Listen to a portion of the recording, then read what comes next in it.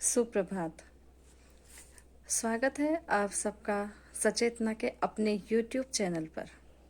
मैं उर्मिला पपनी गुड़गांव से आप सभी का साहित्यिक सचेतना मंच और स्वास्थ्य मासिक पत्रिका के इस YouTube चैनल पर आप सभी का हार्दिक स्वागत करती हूँ। प्रतिदिन की तरह आज भी आपको सनातन और वैदिक सिद्धांतों पर आधारित जानकारी दी जाएगी। आज का विषय जो है मोक्ष। आज मैं उस विषय के आधार पर आपको अपनी छोटी सी लघु कहानी सुनाना चाहती हूँ। जैसा कि आप सब देखते हैं कि आज कोने कोने में धर्म स्थल बन रहे हैं, फिर भी देश पतन की ओर बढ़ता चला जा रहा है।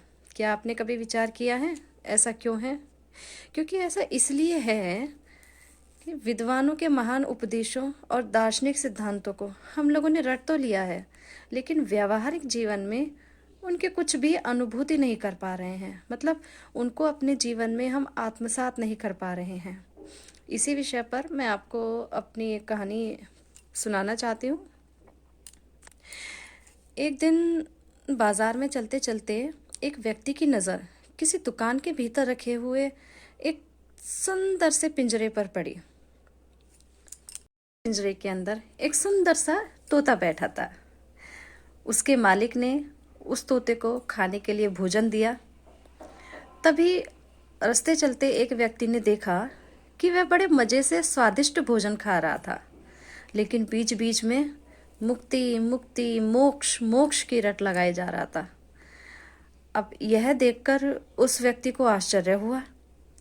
उसने यह सोचा, ये कैसा कैदी है जो कैद खाने में भोजन तो बड़े मज़े से ग्रहण कर रहा है, बहुत ही आनंद पूर्वक भोजन ले रहा है, लेकिन साथ ही साथ ईश्वर से मुक्त होने की पुकार कर रहा है।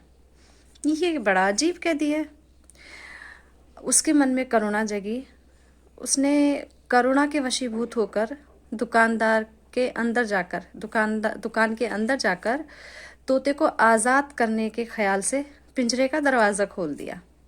उसने सोचा कि अगर पिंजरे से तोता बाहर निकलेगा तो वह आज़ाद हो जाएगा, शायद वो इसलिए मुक्ति मुक्ति बोल रहा है। लेकिन दरवाज़ा खुलते ही तोते ने एक बार खुले हुए दरवाजे की तरफ आंखें उठाकर देखा और फिर वापस अपना भोजन खाने लगा। और फिर पहले की ही तरह बीच बीच में मुक्ति मुक्ति मोक्ष मोक्ष की रट लगाई जा रहा था। यह दृश्य देखकर उस व्यक्ति के आश्चर्य की सीमा ना रही। फिर उसने जबरदस्ती तोते को पकड़कर बाहर निकाला और मुक्त आकाश में छोड़ दिया। लेकिन वह असीम गगन में स्वतंत्रतापूर्वक विचरण करने की जगह फिर से आकर पिंजरे के अंदर बैठ गया और फिर वही मुक्ति मुक्ति मोक्ष मोक्ष की रट लगाने लगा। यह सारा दृश्य देखकर दुकानदार ने उस व्यक्ति को अपने पास बुलाया और हंसते हुए कहा कि मुक्ति मुक्ति ये जो तोता बोल रहा है ना, ये इसके अंतरात्मा की पुकार नहीं है, बल्कि ये इसे सिखाया हुआ मेरा शब्द जाल है। अर्थात जो मैंने इसे सिखाया है ये वही बोल रहा है, जिसका उसकी इच्छा से कोई भी संबंध नहीं है। इसका मतलब वह मोक्ष की प्राप्ति कर ही नहीं रहा है, क्योंकि मैंने उसे यह सब सिखाया हुआ है। इस प्रकार अनेक मनुष्य प्रतिदिन भगवान से प्रार्थना करते हैं कि हमारे कर्म बंधन की जंजीरों से हमें काटो, निकालो। लेकिन जंजीरों की अगर एक भी कड़ी टूट जाए ना, या अपना कोई भी निकट संबंधी शरीर छोड़ जाए, तो वो भगवान पर क्रोधित होते हैं और उनको अपशब्द भी बोलते हैं। भगवान से प्रार्थना करते हैं कि हमें पंच विकारों से मुक्ति दो, पंच विकारों से छुड़ाओ, लेकिन ये विकारों से उतना ही चिपटे रहते हैं, उतना ही लगे रहते हैं जितना कि वो तोता अपने पिंजरे से था। तो समझदार वही व्यक्ति है जो मुक्ति मुक्ति करने के बजाय अपनी अंतरात्मा की आवाज सुनकर खुद स्वयं अपने को मुक्त करेगा और अन्यों को भी मुक्त करने में सहयोगी बनेगा। हमारा यह साहित्यिक सचेतना मंच इसी उद्देश्य को लेकर आगे बढ़ रहा है और इसी के प्रचार प्रसार के लिए संलग्न रत है।